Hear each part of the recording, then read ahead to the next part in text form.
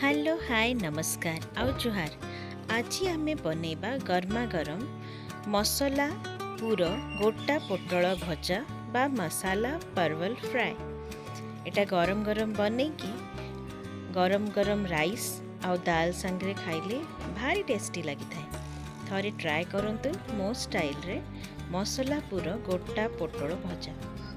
देखंतु एटी पोटल को चोपा छड़े चारि चारि फाड़ करी मु काटी नेछि। एटी गोटे मसला पेस्ट नेछि, अदा रसुण पियाज जीरा आउ सुखिला लंकार पेस्ट। एटी लुण हलदी आउ लंका गुंड नेछि। देखंतु पोटलटा गोटे साइड रो लागिकी थिबो, आरो साइड रो आपण ताको चारि फाड़ फूल भलिया काटी देबे।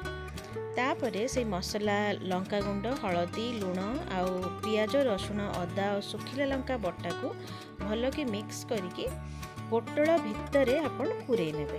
हैला पोटल भितरे भल कि ताको जेंती भितरे पूरा देला भलिया पूरे नेबे। सब पोटल को सेमती करि देल। देखंतु मसला भी फिनिश हो गला। एबे करेई रे सोरिष तेल देकी से भजा गुडी को पोटल गुडी को रखि देबे एवं घोड़ेई देबे 2 ରୁ 3 मिनिट पई लो मीडियम फ्लेम रे। 2 मिनिट पर देखंतु पोटल गोटे साइड हे गलानी, ताकू आमे धीरे धीरे पलटी दबा। एथिरे किछि बेसी परिश्रम नहीं, फटाफट हे जिवो एवं गर्मा गरम भारी टेस्टी लागि थाए खाया पई।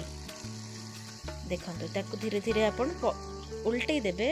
आरो पटटा ताकू कर देबे, जो साइडटा कंचा अछि ताकू तळ पाक को कर देबे। ऑयल भी एथिरे बेसी लागिबनी, एक्स्ट्रा ऑयल रही जिवो, ताकू आपण परे अन्य कोनोसी तरकारी कलाळे यूज कर दे परिबे। देखंतु संगे संग 2 मिनिट परे हमर गोटा मसला पूरा दिया पोटल भजा रेडी। गर्मा गरम खांतु आ तार मजा नियंतु। एते यम्मी देखा जाउची, गर्मा गरम सेते टेस्टी भी लागि थाए। थरे ट्राई करंतु मो स्टाइल रे मसला पूरा दिया गोटा पोटल भजा।